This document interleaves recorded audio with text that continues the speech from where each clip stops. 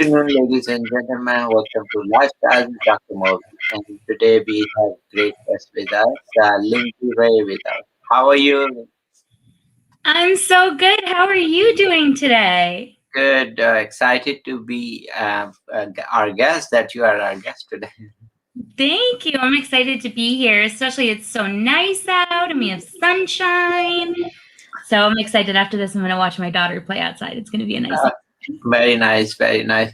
So tell us about yourself. Tell me. Yes, thank you. So my name is Lindsay Rae.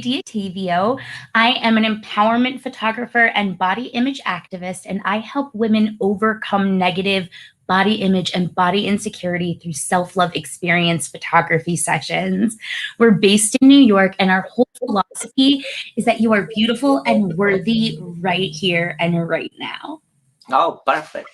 This is such an important topic, and because a lot of women and men both, they have this, and now I think because of the media, social media has put an emphasis on this, because we have all kind of thought process. When somebody puts their profile up there, I mean, they have 10 things going to their mind. And also, you have seen a lot of celebs actually put their fake photos, or kind of change photos and altered Mhm. photos, and then it kind of gives people who have real body that kind of feeling, really not worthy, and they feel low. And so I think that's an important topic. So tell me, how did you end up doing this? I agree with you 100%. The only thing I want to say is that we have gotten so used to looking at celebrities and not calling them real that it's created a complex for them as well. It's not their fault that we're pushing these standards on them. So I think it's really important that we start to kind of change the dialogue when we talk about women who are forced in the media to have their presence picked apart. And that's part of what drove me into this. Was the first time that I was interviewed, I was working in a completely different capacity, and I had my photo taken. I hated it. I hated the way I looked. I didn't feel like myself. I didn't feel like I looked like myself. All of my childhood ifs you were good enough came rushing back to me. And I realized that I needed to shift my perspective, because if I'm feeling this, then hundreds and thousands of other women and men will be feeling the same thing. So I began my work with a mission to help people silence that loud talk in their mind that tells them that they're not good enough, and show them their worth right now. Okay, and that is such an important topic, and I'm glad that you're doing this phenomenal work, because somebody had to do this, right? I think so. There's so many women out there that are doing the work that I'm doing, the boudoir, which is the community that I started, and so many have chosen to venture off into the world of empowerment photography. And I think you're going to keep seeing it grow, especially as self-love experience grows. We're trying to take it beyond Troy and reach a much larger audience, because women, not just in New York, need this, but all over. Because the better you feel, the better you look about how you feel, the better you move through the world. And that is important. So tell me also some of the problems you're facing promoting your work. So, one of the hardest things that we've run into is the stigma that lingerie photography is only for men to consume the way that a woman looks. And so, we've had to struggle really hard to break the stigma that me taking a picture of my body, or a client taking a picture of her body, doesn't need to be for anybody else except for you. I have my art of myself all over my house, and I live it fully, because on those days where I'm feeling my worst and not feeling good about myself and struggling, I can look up at the picture that's right outside my bedroom door and just remember who I am and what I'm worth, because sometimes we need those visual reminders. So this work really gives you that daily visual reminder of who you are when you show up. It is so important, so basically everybody, like you're saying, everybody should be able to look into the mirror and look at themselves, every part of their body. And then they say, most people I think they stop looking when they have uh, any problems. They would stop looking even the face, even below Mhm. the neck area, and they feel that either they have gained weight or there is some other problem, and they don't want to even look at it. Mhm. And I'm sure you have seen that too, right? Oh yeah. Oh yeah. I actually was recently interviewed for the newspaper locally, and one of the stories that I told was about how when I first grew up and moved out on my own, I used to hang my mirrors up so high that I couldn't actually see myself in them. But the reason I still had them was because I didn't want anybody to ask why I didn't have mirrors. So for me, learning to look at myself in the mirror has been such a challenge that I've had to almost stick post-it notes, not almost, literally stick post-it notes with daily affirmations. So that way, when I look at myself, I'm forced to confront positivity rather than negativity first. And I preach this to my clients as well, is that you're not just battling an entertainment industry, you're not just battling the news or celebrities or makeup. You're battling ideals of yourself from when you were younger. I can't even tell you how many times I look in the mirror and wish I looked like I was 18 again and I'm a 34-year-old woman. Why are we so obsessed with youth, and why does youth have to dictate beauty in such an extreme way? I have clients that are in their 60s, 70s, late 70s, early 80s that are stunning and sexy and powerful, and their age has nothing to do with it. So I'm trying to break that and help women realize that you don't Mm. need to fight against yourself.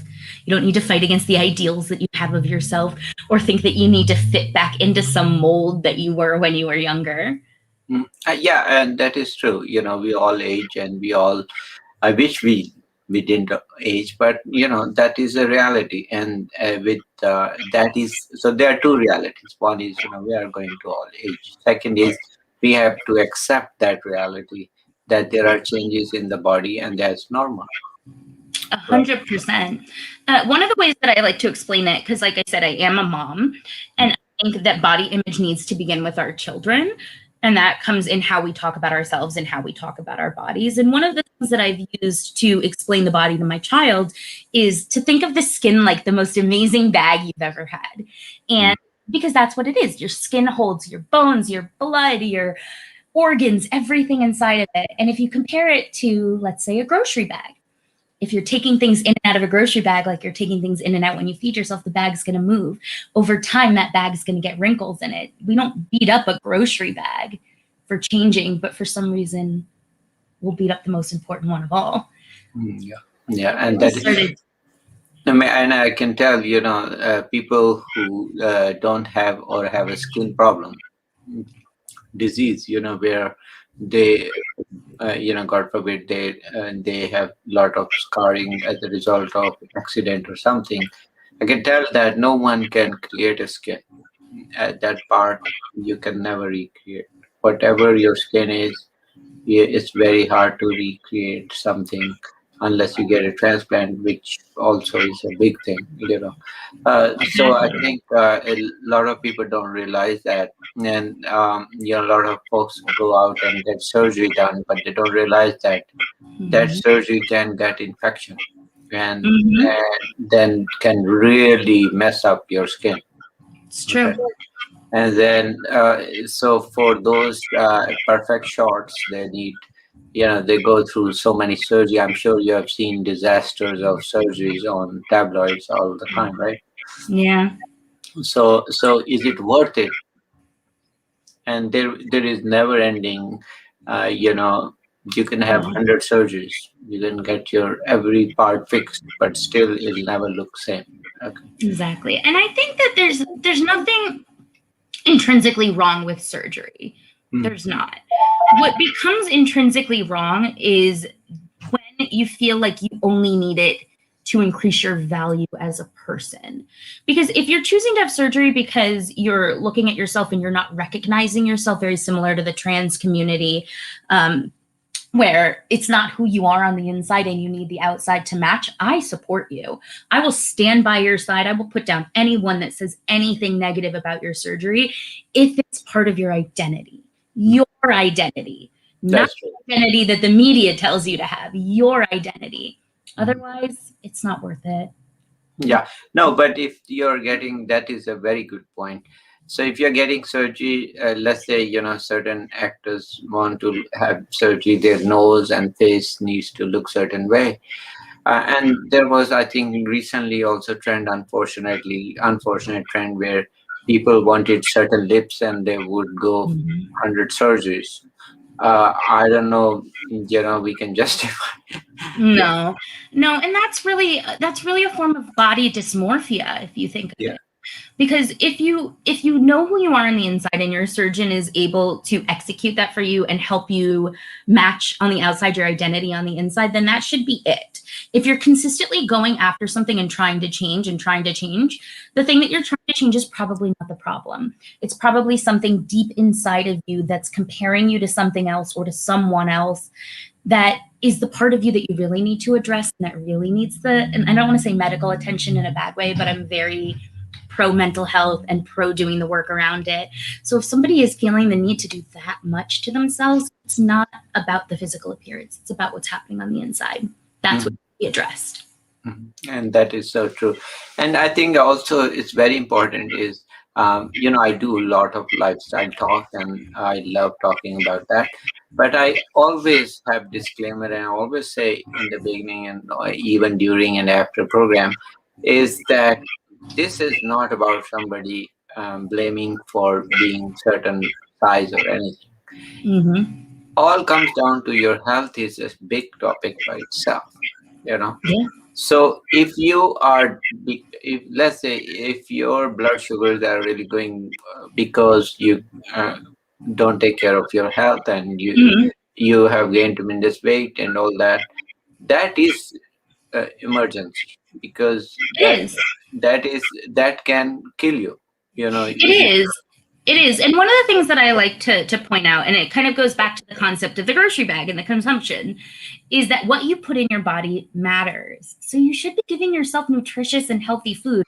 If you happen to be someone like me who I eat relatively healthy, I still enjoy the finer things in life, but I had a C-section and PCOS and hormone issues, and no matter what I do or how much I work out, I don't lose weight. I don't need to base my value on the fact that my body isn't falling into a diet trend.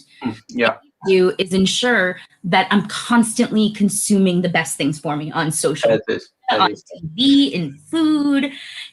We have a rule, again, going back to my daughter, where she knows we don't say no to treats, but the rule is you have to have something healthy first. So she won't even ask us anymore. She'll come in and she'll say, I'm going to have this green smoothie as my healthy choice, and then can I have this pack of 4 M&Ms? And so she's learned that you can treat yourself as long as you're making sure that what you're consuming first is what's good for you.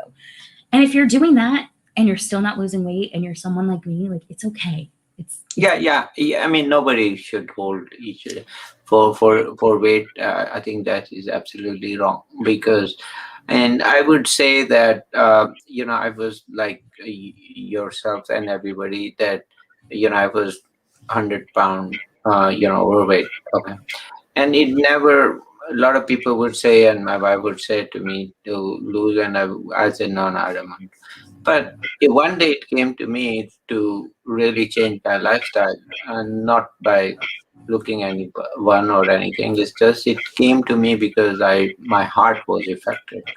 So yeah, I could feel my heartbeat and uh, irregular pulse and all, diabetic, and I mean it's not fun to take medication. So, no, so I said, no, I don't want to live that kind of life, and I will just change what I do. yeah. And That that, happened to me in pregnancy. Actually, I had gestational diabetes, and I had the choice to either manage it with healthy food and good lifestyle choices, again, managing my consumption, or taking medicine for it. And I actually chose the option of going with watching what I consume and how yeah, I consume yeah. it. So, So so it's the same thing, and that it was never about my weight or what I looked like. It was about the fact that I wanted to live long enough to see my daughter get yeah, married and and be a grandma. so we are all about education and self motivation. And if learning healthy principle is not same as putting, and there are benefits, a lot of benefits beside cost, as well as, because eventually you don't want to be on medications and not able to enjoy life you were doing. Personally, I feel like we should be able to enjoy life and to the fullest extent, and Yeah. then have a liberty to do all this. Yeah, there are, with time there will be problems happening health wise, and we all grow older. Yes, true. But minimum we can do is eat healthy, walk every day. Now Yeah. you don't need to buy a fancy membership gym or machines or anything, I agree. but you need to sleep, eat, and those three things. If you do correctly, there's a pretty good chance that you will do very well. Is You don't need to be spending money on fitness coaches and all that. That's wrong. I agree. That's I totally agree. wrong. And there is some value to fitness coaching. If you feel deeply, again, that intrinsically your outsides aren't matching who you believe you are on the inside, and you want that support, go and get it. My little sister is a personal trainer, and she's brilliant. And we actually ended up in quite an argument this week about this exact topic because she felt that by promoting body inclusivity that I was promoting an unhealthy lifestyle, which isn't the case. Because what body image inclusivity means, it means supporting all bodies, fit bodies, skinny bodies, fat Yeah, bodies, and knowing that as long as you're doing what you need to do to keep your organs functioning and to keep you healthy, then what your body looks like at the end doesn't matter. yeah, It yeah. doesn't matter. No, it matters only that you take care of your health. That is the first Exactly. principle and the most important principle. And you can also choose not to take care, and that is, well, your choice. But remember, all choices have consequences. So if you don't want to follow that and you still want to do because you feel like doing, that's fine. But remember, you have a free will, but those can Mhm. also come with disease and problems with it. So as long as you know that this is because of this, then I have patients who would continue to smoke despite I telling them. I Yeah. have even doctors who would continue to smoke. Okay. But they know that. Okay, they know they have problem, can damage their lungs. They say no, we Hmm. enjoy. More than That's that, fine. too, with smoking. I say free will. That's true. It's free will. But It remember, is. free will also means that you should be also well versed with it. So smoking is one of them. Big. Yeah. Okay. So same stands for drugs. Same stands for alcohol. Same stands for. You have choices. Nobody is perfect, and I don't think we as a medical provider or even yourself or helping others, uh, nobody is ideal. I mean, I do a lot of mistakes too, so but Yeah. nobody is judging. Somebody has to be perfect. It is about How your you better, feel. yeah, how you feel and your ability to actually learn, with time. Exactly. But Exactly. When I actually struggled when I started losing weight, and I just started losing it because I was properly medicated. I was on the right SSRI that kind of helped me overcome some depression and anxiety. And what a lot of people don't realize is that so often bad eating habits will stem from depression. that And is that is what happened to me. So I actually started to get shame that I was losing weight. I was like, how am I going to be the body image activist that preaches you can be any size if I'm losing weight? But the thing is, I'm not trying to lose weight. I'm just trying not to be tired all the time.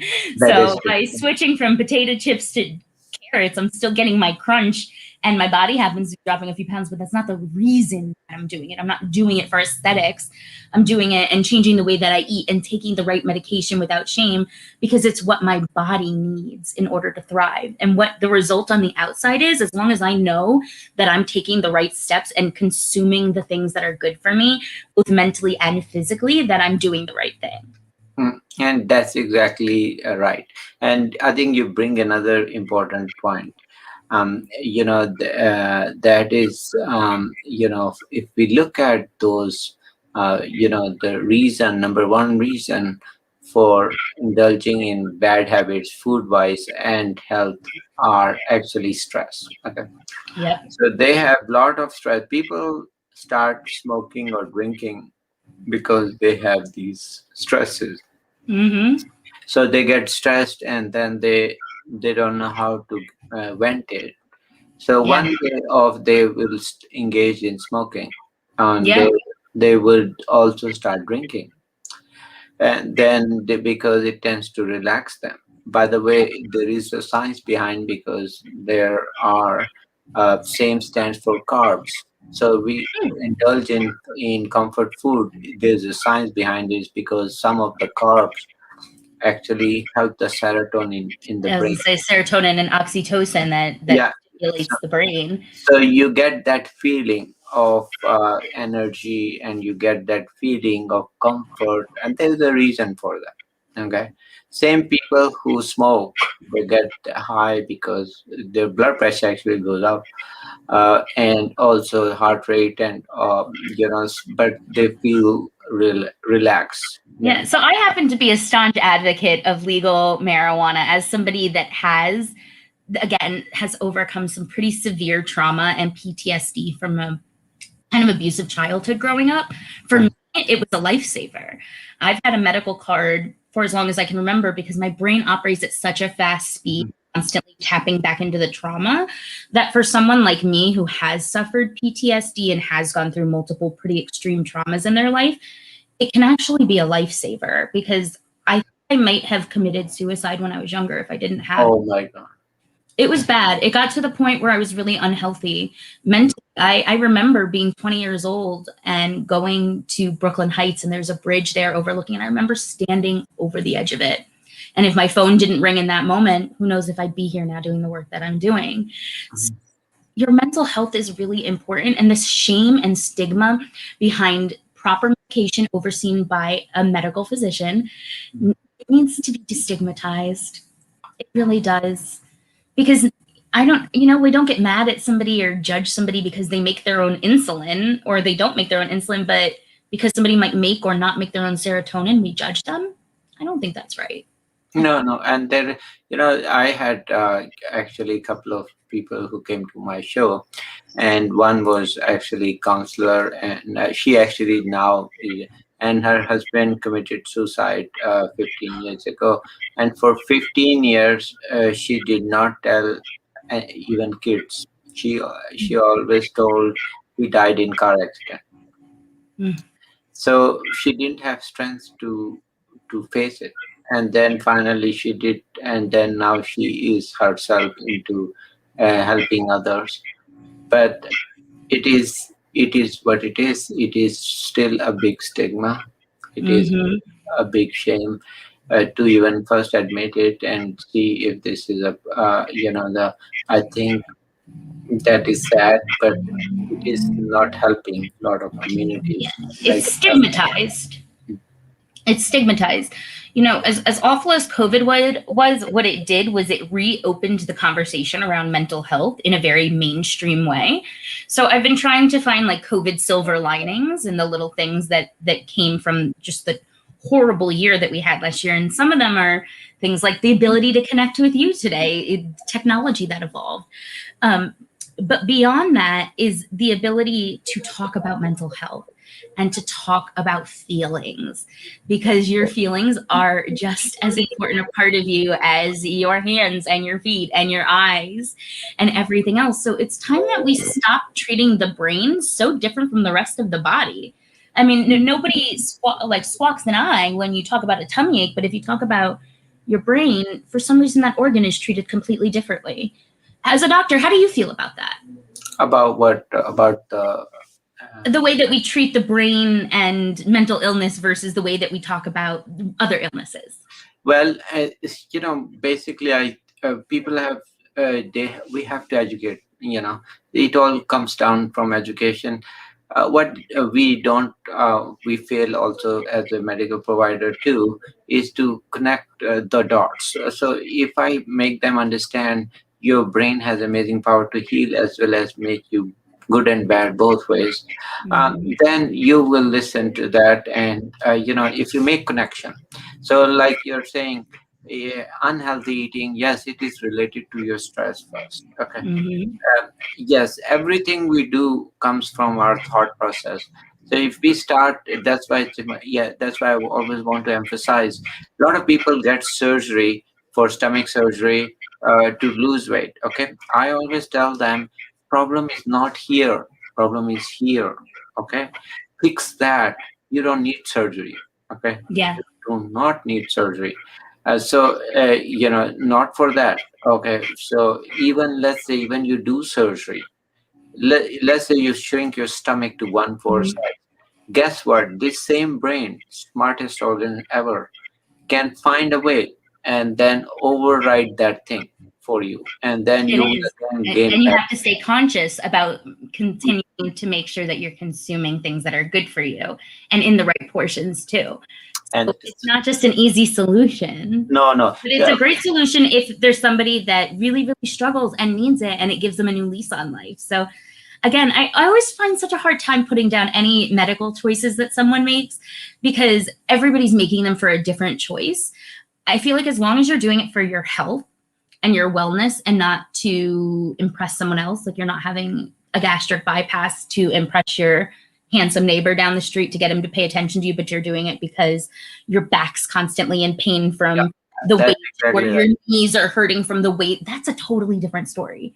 Yeah, that's a totally different story. Cool and okay, do it for you, but don't do it for someone else. And also, In my then again, opinion. I tell them, learn the proper way. And so the main problem with that, we again come down to brain, is it was up here. So if you are going to get surgery, but you don't fix up here, it's not going to last long. So that is the key, is the fix the main problem. Do not ignore things. Brain is such an amazing organ that Yes. it tricks you, it finds a way to uh, but it has advantage that if you put it on right path, if you put it on right, it is also amazing. You see miracles happen when you really go on the right path. And Mm-hmm. same way, it can also destroy you completely too if you kind of think negative. So Yeah, it is like exactly. a magnet, and it attracts everything, good and bad. But stay positive, stay focused, and then you will see that you will create new miracles and unbelievable. So It is thought process and the ability to tap into yourself and look at your inner power and what you're able to do is huge. It's huge. And I mm, understand how hard it is. I really do.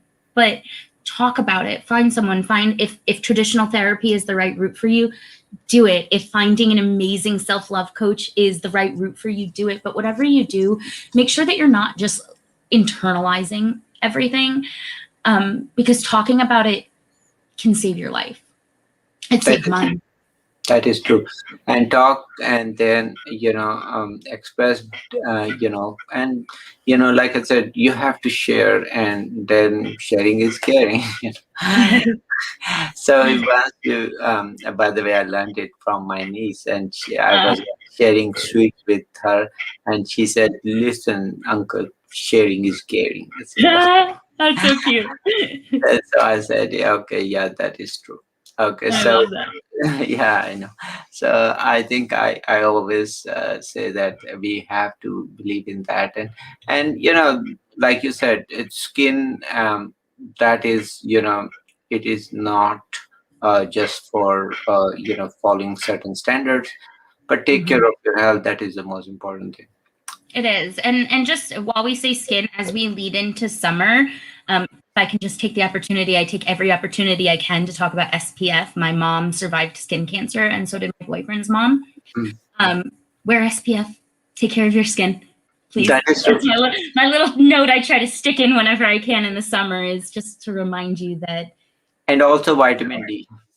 yes, So Yes, also, exactly. Put the sunblock on and then go outside. and also for a lot of females, actually, since we talked a little bit on that, I'll touch quickly and then we'll say goodbye. Is vitamin D, iron, and so those are and vitamins, water soluble, especially. So those are very important for everyone, but especially for females because because of their period, they can lose a lot of iron. Yeah, Be careful with that, and then make sure you have adequate of the vitamin D is very low, especially in minorities, and then yeah, they don't basically care about that, but they are the one gonna get osteoporosis and a lot of problems. So take care of your health, and you'll be fine. And thank you for coming to our show. Any final thoughts you have? I just want people to know that you have the ability to choose what you consume. So make it good. Go out on social media and choose things that are positive, that are healthy, that are good for you, just like you would with food. Make sure that everything that you're taking in, both to your brain and your body, are things that are good for you, because then at the end, what you look like won't matter because you know that you've done the best thing for yourself. Yes, and you will feel good. The other And thing you'll is, feel good. yeah, once you will feel as soon as you take the right path and do positive things, seek the positive energy, you start feeling your mood is lighter. You're much better. It's Exactly. like once you're smiling and happy a little bit, your muscles are more relaxed and everything. Actually, when you're Mhm. tense, all your muscles energy consumption is way high, Yeah. and that's what I always feel, that so you more relaxed you are, it not only shows on your face also, but also rest of Mhm. the body. I mean, your blood pressure is very high, heart is beating very fast when you're stressed. All Mhm. those are gone. So that's very important. Thank you I for agree. coming. Thank you Thank for you. Thank you for the conversation. I had a great time. take care. Take Take care. care. Bye bye. Thank you. Bye.